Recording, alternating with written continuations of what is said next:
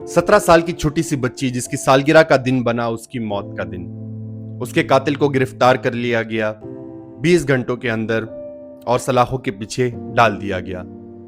अब चाहे कातिल को फांसी लग जाए, लेकिन ये बच्ची और उसकी जान वापस नहीं आ सकती। अब कत्ल होते थे बहुत बड़ी बड़ी बातों पे, खानदानी दुश्मनियां चलती थी। किसी ने आपका बंदा मार दिया होता था, बाप को, भाई को, चचा को, उसके बदले में कत्ल किए जाते थे। या कोई बहुत बड़ी इज्जत पे बात आ जाती थी, या कोई ऐसी सिचुएशन आ जाती थी जहां पे या आप जिंदा रह सकते हो या सामने वाला जिंदा रह सकता है, तभी कत्ल की तरफ लोग बढ़ते थे। लेकिन आजकल ऐसा नहीं है। मैं एक शख्स से बात कर रहा था जिसकी अपनी दुश्मनी है खानदानी। उसका कहना यह था कि जिसके साथ हमारी दुश्मनी है हम उससे नहीं डरते, क्योंकि जिसकी खानदानी दुश्मनी होती है उनको चीजों का पता होता है। वो कभी भी आप पे ऐसा वार नहीं करता जो उसकी भी बदनामी का सबब बने। लेकिन उसने कहा कि हमें डर लगता है तो आजकल के नौजवान जो टिकटॉक और सोशल मीडिया से इतने ज्यादा इन्फ्लुएंस हो चुके हैं कि जो पिस्तौल उठा लेते हैं और गोली चला देते हैं, और उनको समझ तक नहीं होती कि इस गोली चलाने का असर जो है या जो उसका जोर है या इसके जो कॉन्सिक्वेंसेस हैं वो क्या होते हैं।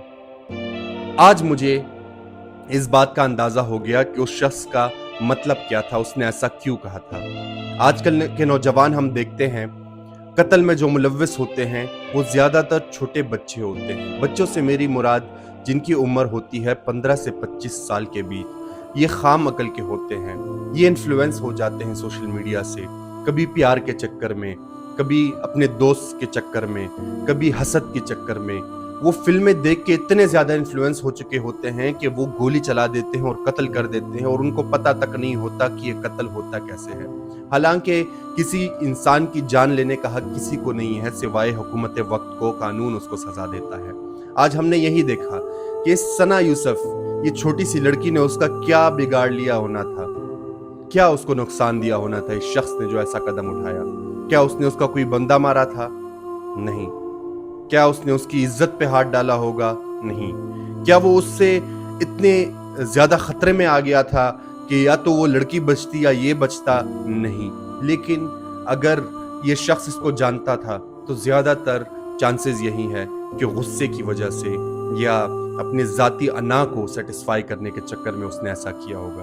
तो मेरी तमाम नौजवानों से रिक्वेस्ट है कि फिल्मों के इन्फ्लुएंस से दूर हटें, सोशल मीडिया के बदमाशों को अपना आइडियल न बनाएं, बल्कि अकल और शऊर से काम लें।